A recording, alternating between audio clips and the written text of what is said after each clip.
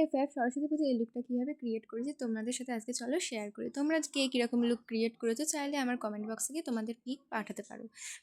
প্রথমে আমার ফেসটাকে ভালো করে ওয়েব টিস্যু দিয়ে ক্লিন করে নিয়েছিলাম, তারপরে প্লামের টোনার ইউজ করে একটা ময়শ্চারাইজার ইউজ করে নিয়ে তারপরে সিলিকন বেস প্রাইমার ইউজ করে নিয়েছিলাম।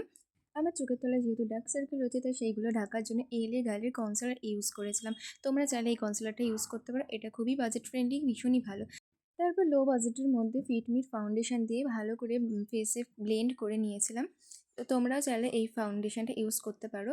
আর তারপর ফেসের হাইলাইট করার জন্য এলে গালের হাইলাইটার ইউজ করে নিয়ে প্যাকের ওয়াটারপ্রুফ লুজ পাউডার দিয়ে ভালো করে সেট করে নিয়ে কম্প্যাক্ট ইউজ করে নিয়ে তারপরে আমার গালটা কন্ট্রোর ব্লাশ হাইলাইটার ইউজ করে নিয়েছিলাম। আমি যেহেতু একটু ব্লাশ লাগাতে ভালোবাসি তো একটু বেশি বেশি ব্লাশ লাগিয়েছিলাম। তোমরা এই মেকআপ লুকটা ডে এবং নাইট দুটোতেই ভালোভাবে ক্যারি করতে পারবে। তো তোমরা চাইলে এই লুকটা যে কোনো অনুষ্ঠানে ক্রিয়েট করতে পারো। তারপর চলো আমি আমার আইশ্যাডো প্যালেট থেকে নিউড রেড কালারের মধ্যে দুটো আইশ্যাডো রেখে দিয়েছিলাম।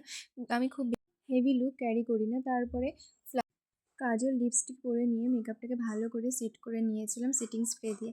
এই দেখো আমার ভাই আমাকে ভালো করে জুয়েলারিগুলো পরিয়ে দিচ্ছিল। কানেরটা পরাতে গেছিলো কিন্তু পরাতে পারিনি, তাই আমি নিজে পরে নিয়েছিলাম। তারপরে এই দেখো ছোট্ট একটা লাভ লেখা আংটি পরে নিয়েছিলাম, যেটা আমার ভীষণই খুবই পছন্দের এই আংটিটা। আর ম্যাচিং করে চুড়িগুলো পরে নিয়ে চলো আমার এই ফুল লুকটা কমপ্লিট করে ফেলেছিলাম।